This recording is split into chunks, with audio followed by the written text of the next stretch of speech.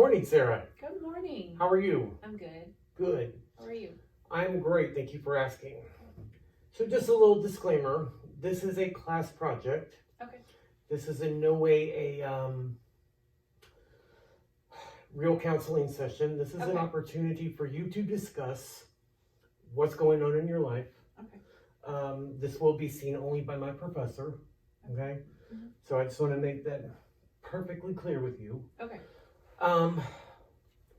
So what this will be is you get the opportunity to talk about whatever you want to, and I'll be there to just kind of interject when I need to. Okay. So this is Sounds good. all yours. Okay. Well, I wanted to talk today about, so my husband passed away and I'm really struggling with the aftermath and dealing with his family.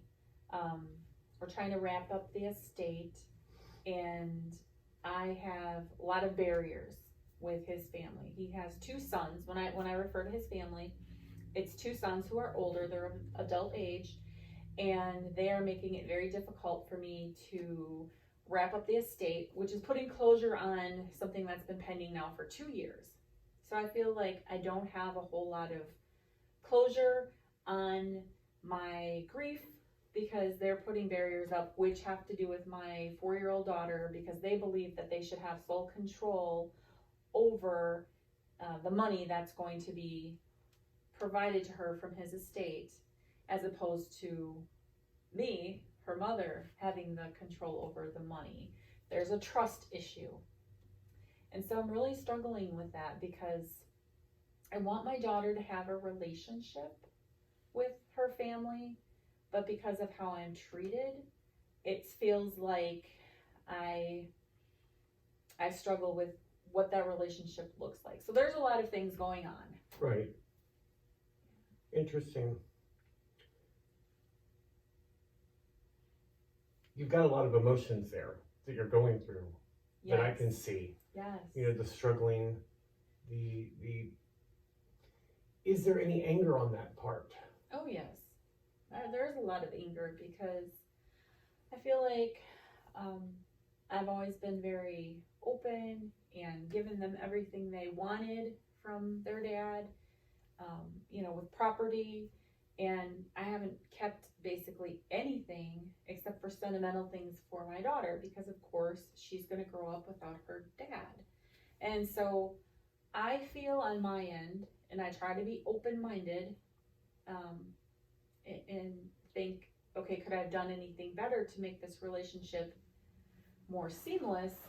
But I don't feel like I could have done anything differently. I gave them everything they wanted, and that's a good call because I am angry and frustrated because this shouldn't be going on still.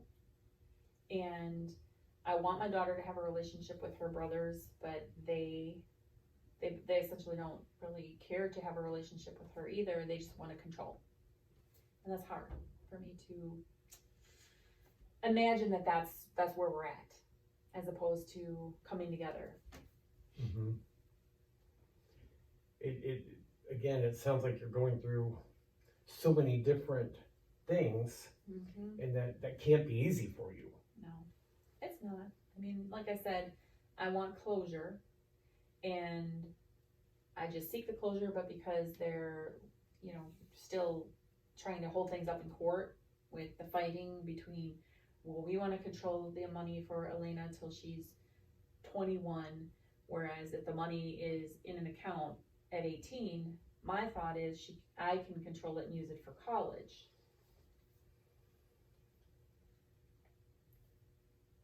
So on that, what I'm hearing is you would rather have the control as you're the mother.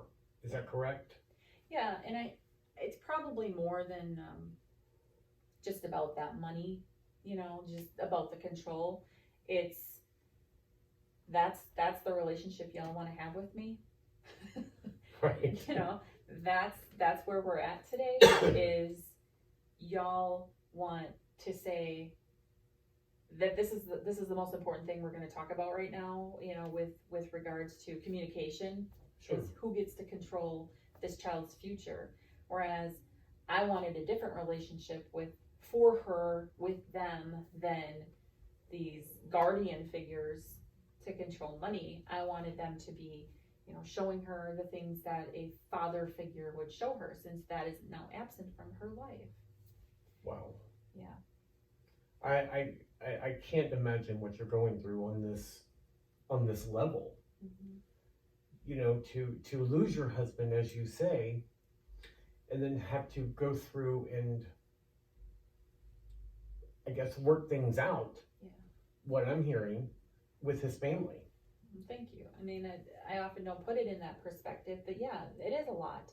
And I think sometimes I'm made to feel guilty that I'm, having a firm stance on something I think is silly to be fighting about, one, but also I'm in control of everything else, so why would you not trust me with being in control of the money part of it? And I could let it go, to be honest. It's not like it's 18 and 21 is that huge of a difference. But if you think about a child going to college, that's all we would use that money for. What would be the big issue? And then that I guess the concern is that that's where we're at. That's the pettiness. The level of communication we have is about pettiness, when I was expecting it to be a higher level. How does that feel when you say the pettiness? Feels good to say pettiness, because I mean, that's what I feel. That's how I'm framing it. That this is petty, that this doesn't make me feel good, to be tied up again in another issue. And actually just saying tied up in another issue, that kind of liberates me from, when I talk this through, because I have all the thoughts in my head, and now that I'm talking it through, it feels better to think about it in those terms, because it is holding me back. Interesting. Do you feel more power now? Yeah, I kind of do. I mean, I feel like I'm justified, just by having this arena so I can talk about it. And the guilt is kind of slipping away a little bit, because I don't think that I'm completely wrong for feeling that this is something that's important, and then unfortunate on the same end, and sad and angry, and like, it's all these emotions, that this is what we're doing at this point, 2 years later still. What do you mean by guilt? Well, because I'm taking my stance, right? I could concede, I could cave at this point and say, fine, we'll do your thing, and you can control it till she's 21. But I'm holding my ground, and I'm saying no. There's no good reason. And I guess I do that because it questions my integrity, right? That I'm not this trustworthy person to be in control of my daughter's money. It has to come from an outside source, because I've given them no reason. I'm a professional, I have no concerns with money. I've had to hand over my bank statements and such to the courts to show that I'm fine financially. Here's my credentials. I've had to prove that I have all these things, and they're just sitting there in a judgment position, I feel, from my end. And why I have to prove all these things to a court because they say so is frustrating. And so I feel guilty sometimes. I hear you on that. Yeah. Do you think that guilt will continue to be a part of your life? Oh, probably. I was raised as a Catholic schoolgirl, so guilt is just a part of my upbringing. But, I unfortunately think there will be an element of guilt always, because my daughter, her father passed away, and I'm really not trying to hold on to this relationship with her brothers. I'm not trying to run after them and, say, please embrace this opportunity with Elena, and, I'm holding my ground. So hopefully through therapy and talking this through in a professional arena, I can have some of that guilt wane away. Interesting. And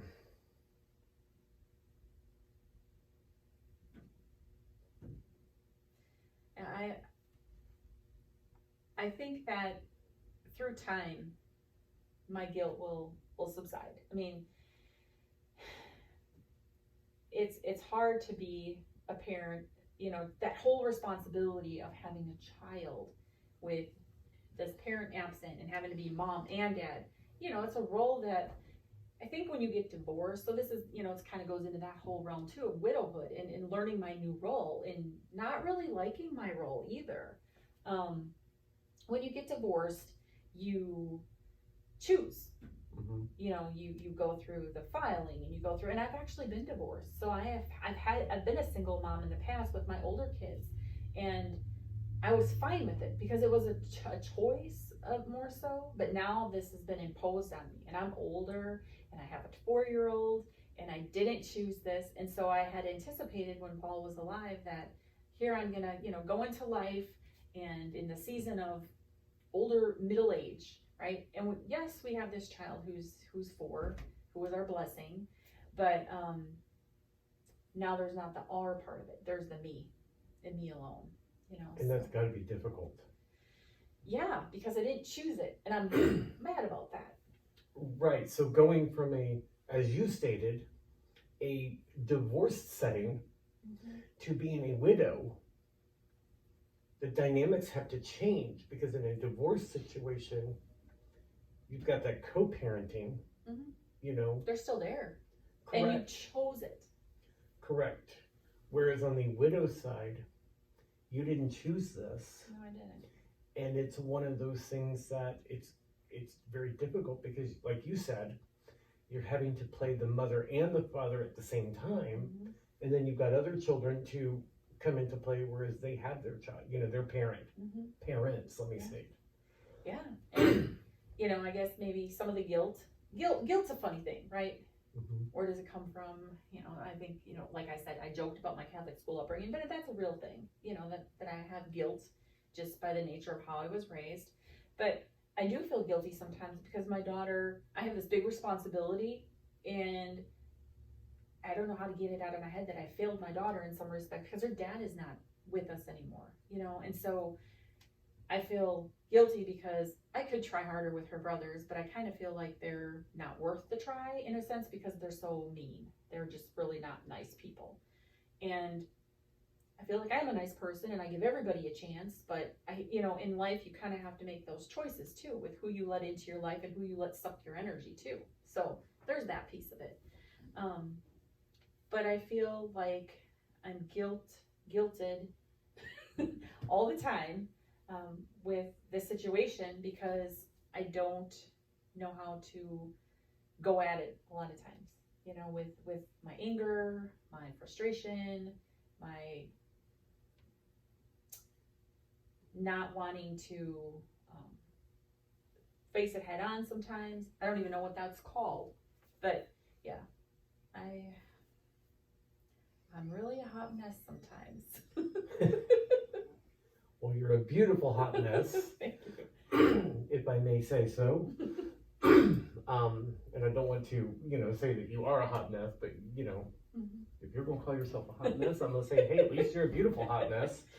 I try.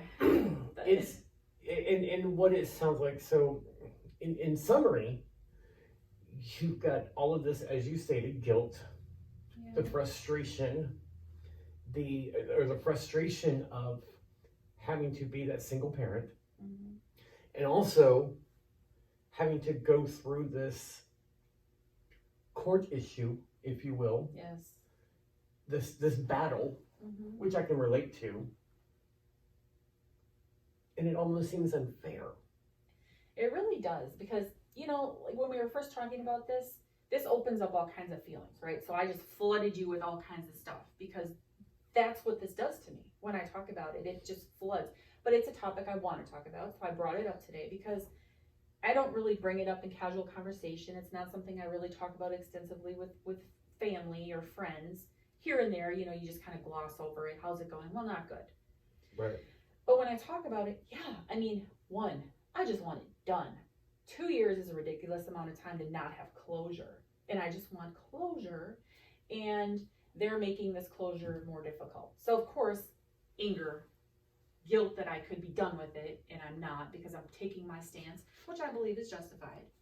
And, you know, the flood of emotions just keeps going. and it builds. I think the emotions keep building because the time keeps ticking along. And Are you saying that the closure is your main important thing that you want right now? I really I think so. I really need it to be done at this point. You know, the 2-year mark happened last week. Wow. And so I'm thinking, okay, here we are 2 years. You know, I've attended the widows groups through a church platform and, you know, went through a church series on grief and widowhood. And what I know from going through this on and off through different seasons for the last 2 years is that the 2-year mark is supposed to be this catastrophic event of sorts, because a lot of people say like it'll really hit you and things will start, you know, becoming different because you have more, the second lost Christmas, the second lost whatever. I just hit the 2-year mark, so it's not like something catastrophic has happened at that point. Mm-hmm. But what had happened last week is I thought, oh my gosh, and this isn't done yet. So I'm still in that anger phase of this whole thing because, yeah, I think if we could just stop talking about it through the court platform and I have to justify myself, and there's a whole lot of reasons that go back with when he passed away, how I was treated by his family, that brings up old wounds. And so these wounds are still fresh, and I'm still, you know, it's kind of like there's salt getting rubbed in them by this experience, this negative experience that I'm going through. And I just think, ugh, how much more do I want to take on, you know? You know, through Christ, through God, you know, he shows us that there's so many things that, you know, he doesn't give us things that we can't handle. And it sounds like you're handling it pretty well. Well, yes and no. I mean, mostly overall, yes. But of course, there's those days where, you know, I have anxiety welling up again inside of me. And so I haven't had anxiety in years, like over a decade years. Of course, you know, with grief and going through a traumatic event, you know, I'm sure I have PTSD from how I found him. But I think that my anxiety is there or welling up again because I can't put it behind me, you know? Right. That's like, I guess the closest thing I could compare it to is like if someone had a car accident and having to keep seeing, you know, pictures of a wreck all the time, or, you know, periodically because the lawyer wants to look at something again and you're being questioned how you were driving when you were just doing an everyday task, you know, that's kind of how I feel like with parenting Elena. Like, you're questioning my parenting, but I've been driving this whole time. You know, I've been parenting this whole time. No one's questioned or offered to help, right? But, you know, now you're going to question things. So. And it sounds like it is very frustrating on that aspect when your parenting skills are brought into play. Because here I am doing it solo. I think I'm doing a decent job. You know, I fall sometimes where, you know, she wants something and I just can't because I'm too tired. You know, I'm working my job. I'm working a part-time job to, you know, put the food on the table and the roof over our heads. But, yeah, I mean, that is super frustrating to be questioned for your parenting. And then, like, it actually didn't occur to me that that's what's going on until just now. It's good that you had that realization just now, you know? Because I never talk about it mm-hmm. outside. You never get the opportunity to. No. You know, and that's the important thing, is that you're able to talk about this so that you can hopefully start to see a pattern to where you can move forward and not be in that stuck stage, if you will. Yeah, I am stuck. That's a good word. You know, that in limbo. I like that. Yes, limbo is no fun for anybody. No. And so, you know, I guess, you know, just learning how to cope now with it. I do it every day, you know, in one way or the other. Some days are more challenging, like if I get the call from the lawyer, and then that racks up the lawyer costs. So I'm thinking, really, guys? Yeah, it's, you know, you've got a lot of emotions, the frustration, the anger, the sadness, which is there, on top of being, you know, a single parent. Because what must be even more difficult is Elena being the child of one parent, whereas her siblings, Yeah. you know, have both of their parents, and Right. she's got that duality She sees there. that. Mhm. So, well, thank you so much.